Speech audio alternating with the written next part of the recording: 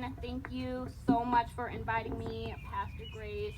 I am so honored to be here on this glorious Sunday in the month of June, where not only amazing things happened in the month of June, but very historical things that we still need to work on in this day and time.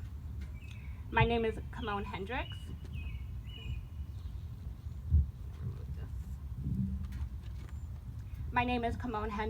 I am the founder of a nonprofit organization here in Evanston called Evanston Present and Future. And one of our main missions is we host focus groups for teen parents in the community. And these focus groups are to help and assist the teen parents go to college, build a career that they feel that they want to do in their life, and to really live the dream that they want for themselves and for their children.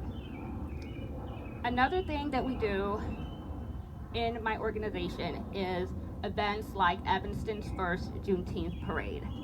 And due to the pandemic, we had to pivot and switch it to a virtual format, different pop-ups throughout the community in coordination with Black businesses, a community play reading, and also a car parade that we are having next weekend on the 27th. During this speech, I'm going to tell you guys a little bit more about what Juneteenth is and why I think everyone in the community should celebrate it on a large scale every single year.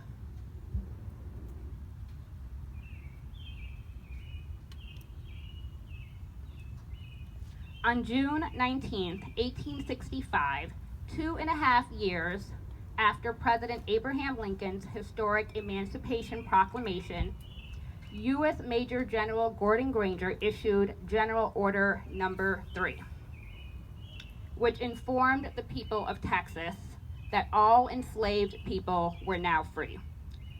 Granger commanded the headquarters district of Texas, and his troops had arrived in Galveston the previous day. This day has come to be known as Juneteenth, a combination of June and 19th. It is also called Freedom Day or Emancipation Day, and it is the oldest known celebration commemorating the end of slavery in the United States. It is America's true Independence Day. It is America's real Independence Day, because on July 4th, 1776, Black people, people of color, were not free. They were still enslaved.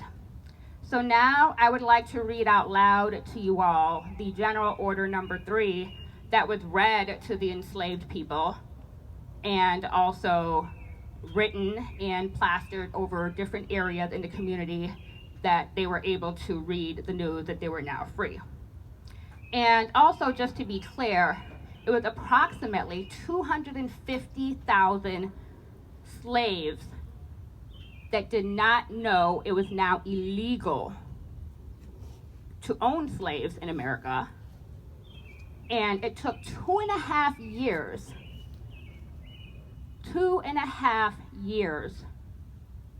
for people to, spread the news and let them know that they were now free people. And the slave owners knew, but through different methods, they kept the information and illegally enslaved them, although it was now a law. So now I'd like to read to you the General Order Number 3. The people of Texas are informed that, in accordance with a proclamation from the Executive of the United States, all slaves are free. This involves an absolute equality of personal rights and rights of property between former masters and slaves, and the connection heretofore existing between them, because that between employer and hired labor. The freedmen are advised to remain quietly